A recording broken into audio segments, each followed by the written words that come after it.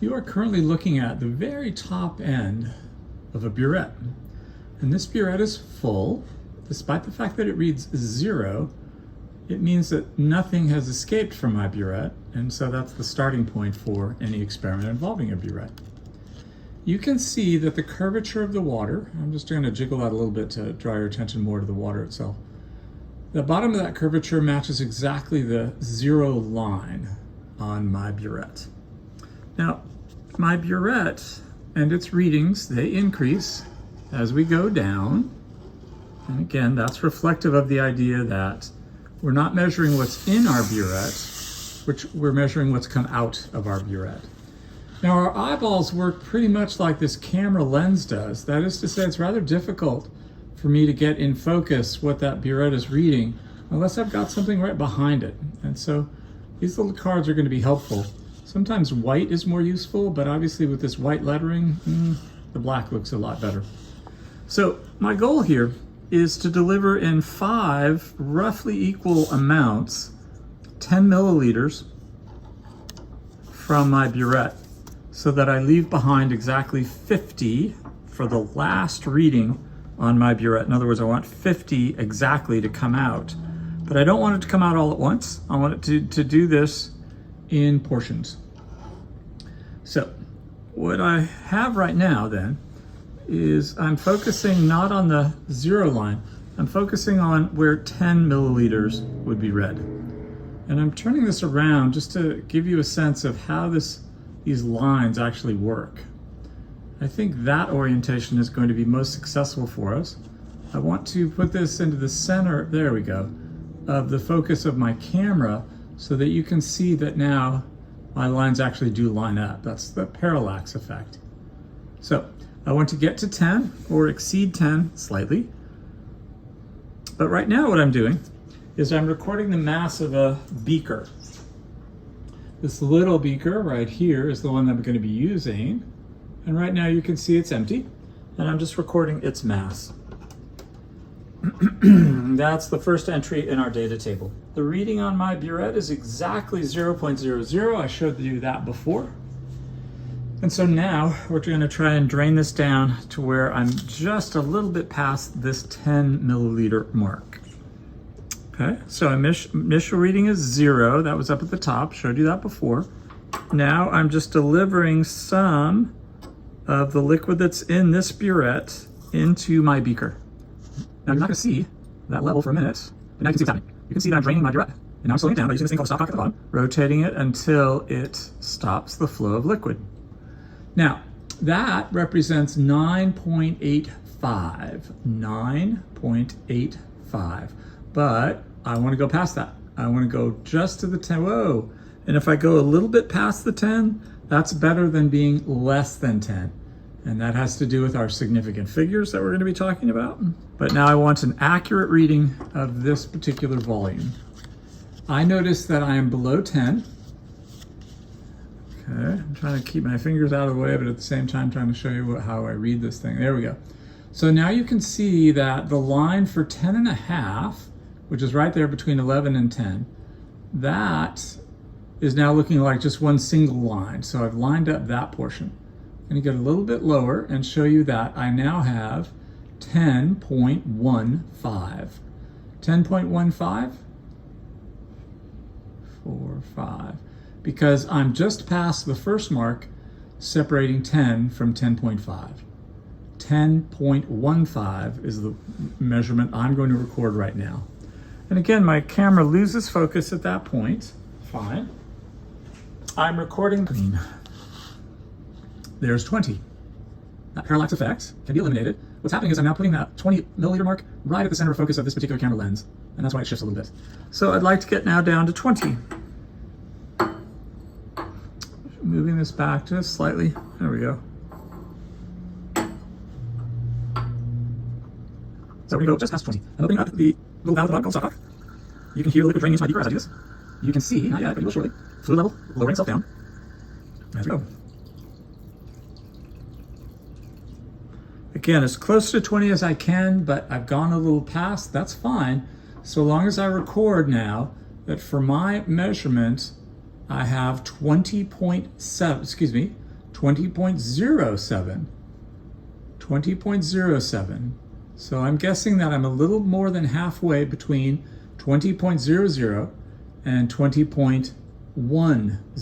About halfway between those. Excuse me, about 3/4 of the way between those.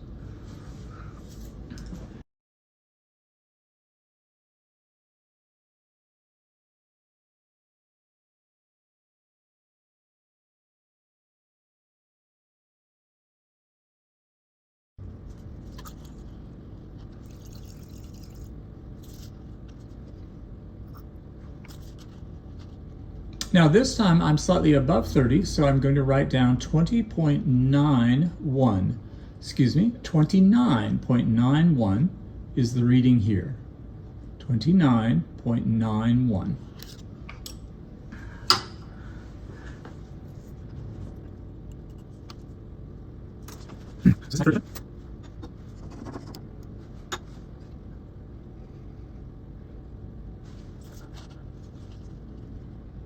Now for my fourth edition, I want to get to as close as 40 as I can. Over is acceptable. And my fluid level is just off screen right now, but you'll see it shortly. There it is. Fluid level dropping. Buret reading rising as the fluid level drops.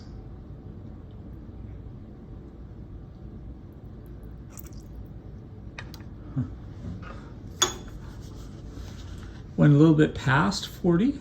Perfectly acceptable, but notice that this is 40. That would be 40.5 down at the bottom of my card. 40.4, 40.3. This is 40.2.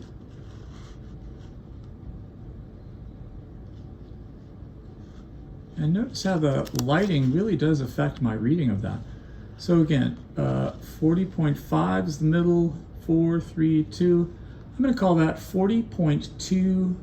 40.26 for that one.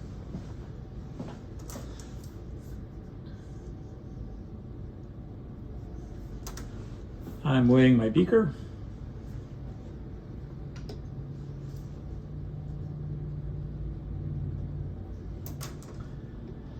And now for my last edition, I need to readjust my camera a whole bunch here. We're going to be looking at that 50 mark, which is down there at the bottom. The device you're looking at now is that stopcock. When it is horizontal, it prevents the flow of liquid. When it is vertical, parallel to the buret itself, that's when flow occurs. So I'm lowering this down so that we can see that 50 mark. This 50 mark, I cannot exceed it. If I do, my reading is invalid. 50 is that last mark that you see right there. So I'm going to leave this right in that orientation. So now I'm trying to get as close to that 50 mark as I possibly can. Let's see if that's going to work. Nope. And I'm draining the liquid into my beaker. The stopcock is now in the direction of flow, right there. You cannot see the fluid level yet. It's still off screen and above.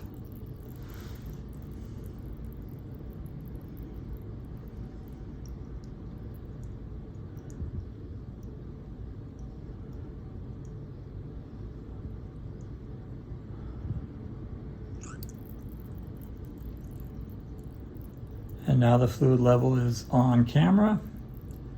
And I'm going to get this as close as I can, but going over 50 would be a real problem. So I'm slowing down the flow of liquid by rotating my stopcock down at the bottom here. Notice I've cut off the flow, but I'm not quite to the 50. So I want to be very gentle here and get the fluid to flow as slowly as I possibly can. Just a small drip at a time. That allows me then to shut off the flow there. Now, I'm just a little bit above the 50, so I'm going to form half a drop at the tip of my buret. Oops. And now I think we're right at the 50 mark. Nope. So again, what am I doing? Let me tilt the camera down a bit so you can see.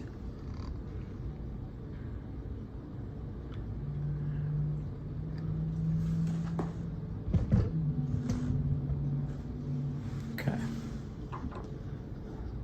So now I'm trying to form a portion of a drip right there. Okay. So by tipping the end of the burette against the glass here, I'm able to collect less than a full drop. And now we're going to zoom back in and see, did I get to 50?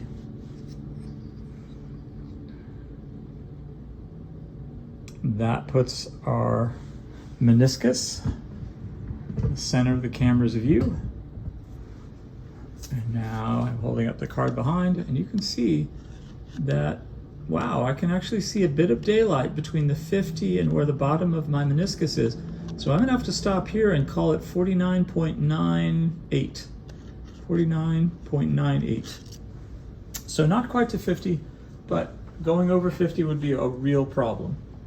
The last thing I'm doing here then is recording the mass of my beaker with all of its contents. And I want to show this to you because the beaker has some interesting effects going on. We can see in the beaker, let's see, there we go. You can see some interesting things that are happening there. There are actually lines of bubbles separated by approximately 10 milliliters on that scale. And those lines of bubbles indicate the place where I stopped from one addition to the next. Kind of strange how that works. Okay, so my total reading on my burette is now 49.98, and the mass is what I'm recording now. And now I have sufficient data. Going to show you very quickly what I've just done there. My data then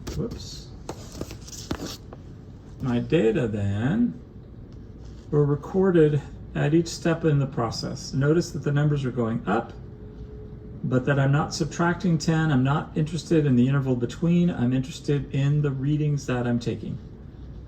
And that represents one of my samples.